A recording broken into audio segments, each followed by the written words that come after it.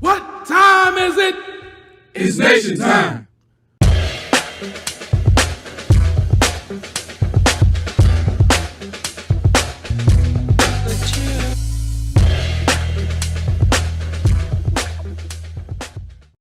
And in previous discussions, we discussed the accomplishments that Garvey made and his impact on African people around the world. And our focus today is enemy within. And I think it's such an appropriate topic, but I'm reminded of a saying that's on a shirt that I have. And I'll just share this saying, and maybe you might have some thoughts or responses to it. And it's simply, where there's no enemy within, the enemies outside cannot hurt you. Well, that's definitely true. I mean, I start off saying that the human being superpower is cooperation.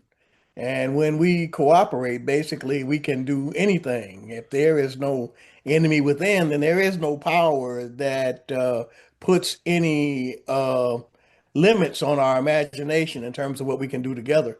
Um, So yeah, but fighting that enemy within, it has to be a conscious thing, and it's not something that we like to focus on. It's like we want to sweep that under the rug and act like it's not real. It's not a factor in our ability to organize or build. But that process, conditioning process is real, and it has real effects, and it can't be ignored. And when we ignore it to our peril. I agree with that wholeheartedly. And oftentimes, I mean, I feel like you can go anywhere that we are Black folks, and I mean, from the alcoholic on the corner or whatever, and ask, why can't Black people do X, Y, and Z? And the response is always, if we could only come together, and Yeah. everybody has their solution. And even the more astute people who have these economic plans and things like that, but you never, well, maybe I should say, I never or rarely hear people talk about addressing the enemy within. And what do you think about the idea that that is essentially what has to occur for us to accomplish the things we need to accomplish? Well, in the shrine, we've always had the saying that we had to fight the enemy within as well as the enemy without. So we were always conscious of the fact that that our oppression had rendered us psychologically sick, and that we had certain uh, uh, unconscious motivation, unconscious motivating factors that were operating in our thought processes, and that we had to be aware of that. We had to be able to point it out to each other in order to try to keep it from invading or destroying what we were trying to do. I think a large reason why we were successful, as successful as we were for such a long period of time, is because we were always conscious and aware of the fact that we were dealing with a process, what's now called post-traumatic slavery disorder, that we were aware that it was a factor in our ability to function together. So acting as though that is not real works to our detriment. I think it's on par with uh,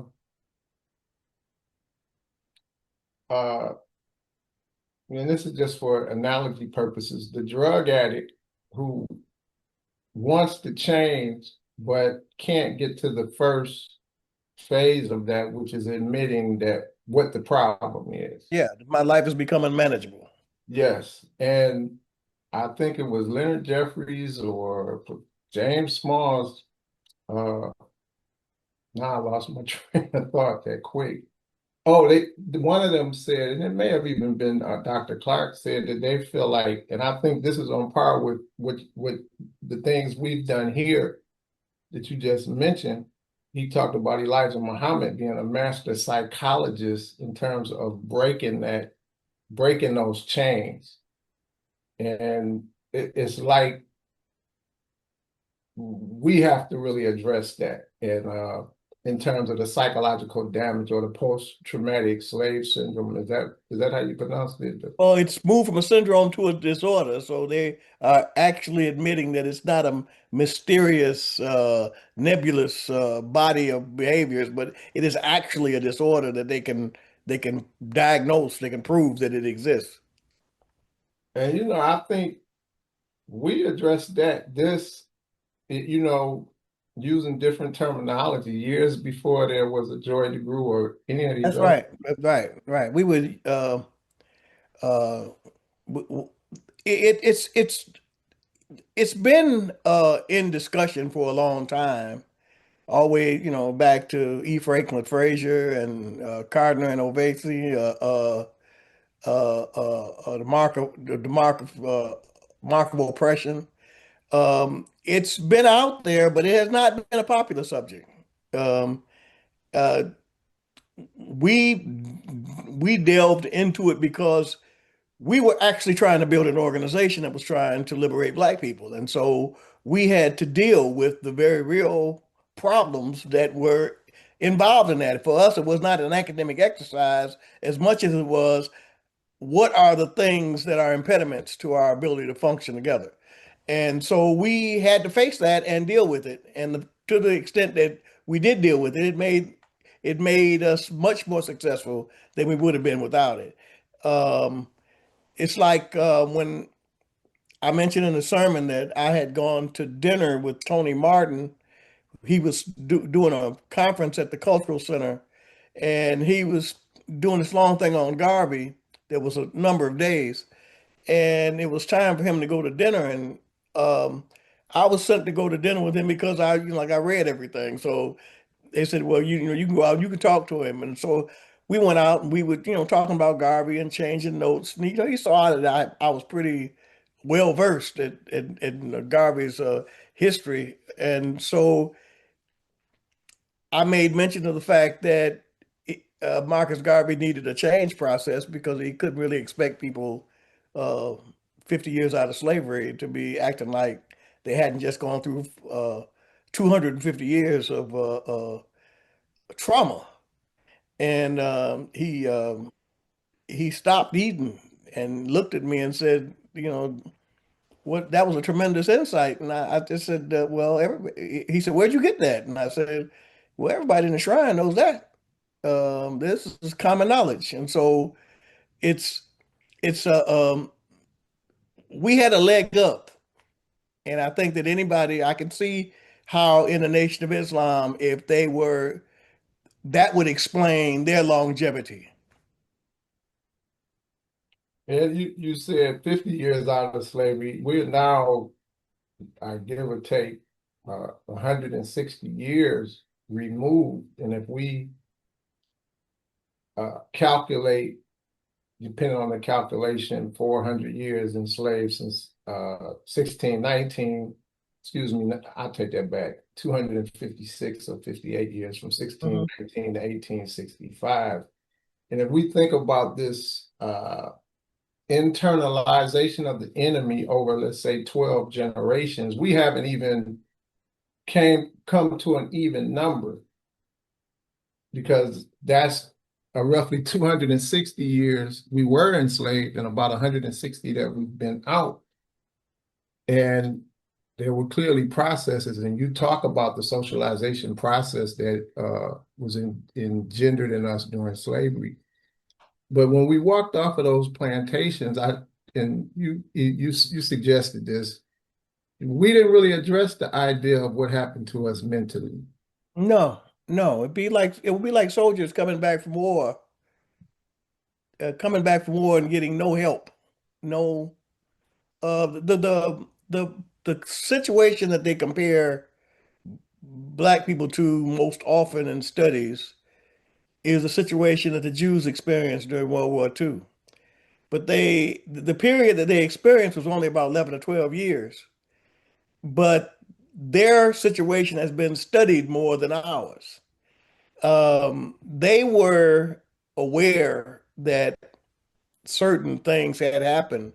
And the whole field of epigenetics was developed because they realized that it just wasn't trauma that was experienced by one generation, but that trauma was handed down and to subsequent generations. So if that's true from their 12-year ordeal, how much more true would it be for people that experienced 250 years of slavery, 100 years of Jim Crow, and still deal with kind of smiling oppression on a daily basis, smiling racism on a daily basis, institutional racism, structural racism as a way of life, and are now experiencing some of the more raw, overt um, expressions of racism that a generation had not experienced. So they kind of like let their guard down and got used to Bill Cosby's America and um, Barack Obama being president and us having a black female vice president, and we're all in this thing together. And all of a sudden, the kind of ugly racism that hadn't been experienced for generations is now suddenly being um, kind of thrown back on a generation that kind of let their guard down. So that too is going to influence the effects um, of our conditioning. It's gonna play against that.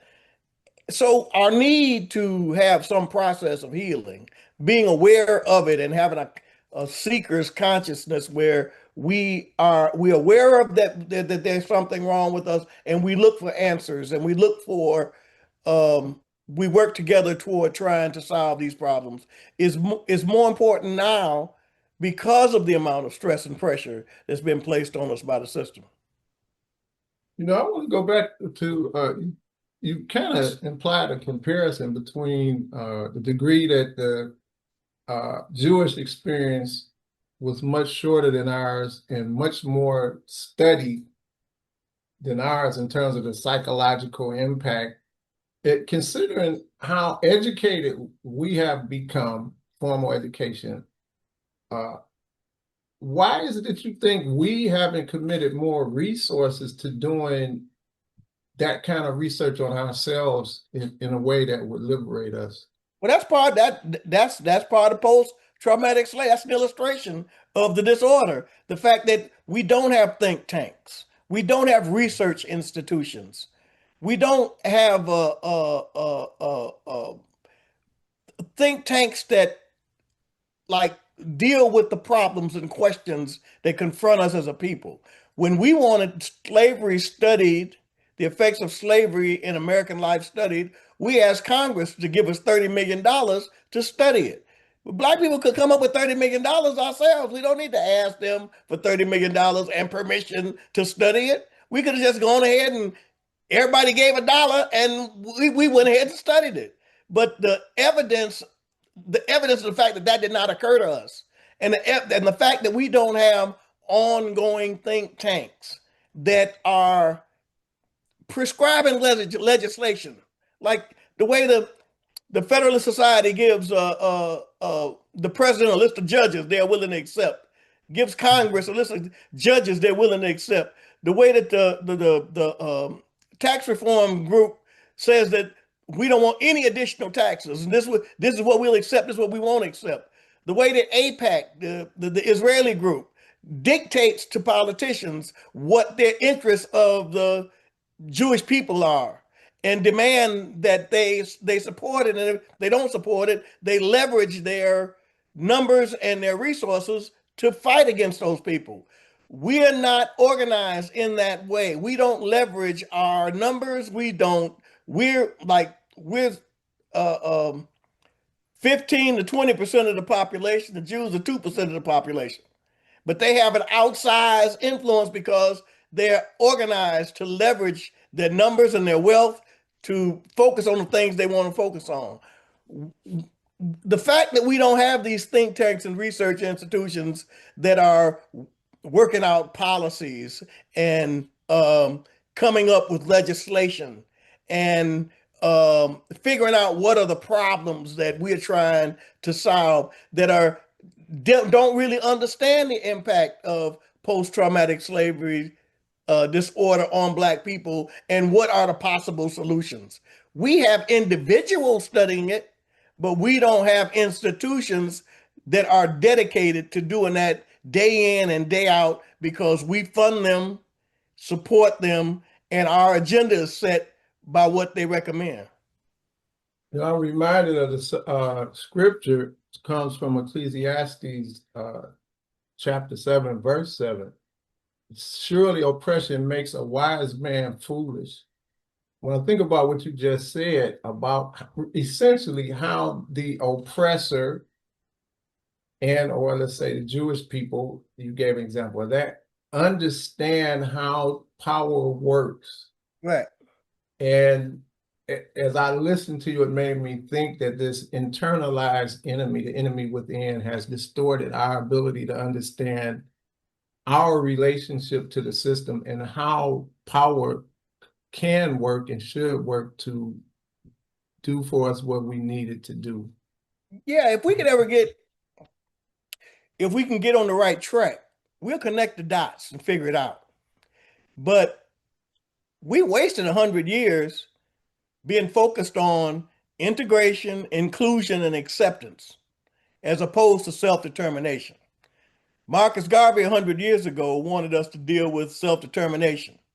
We rejected that path for changing our condition, and we've been begging for inclusion and acceptance for 100 years.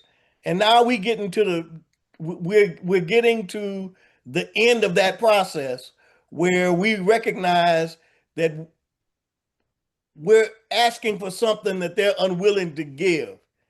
And so now we have to have the wherewithal to come back and say, we won't waste another 100 years pursuing this thing of trying to force somebody to give us something that we're going to have to do for ourselves. You know, you give an example of that in the sermon where you talk about really how the enemy within us really in many ways contributed to the demise of Marcus Garvey, his Yes. imprisonment and being sent out of the country.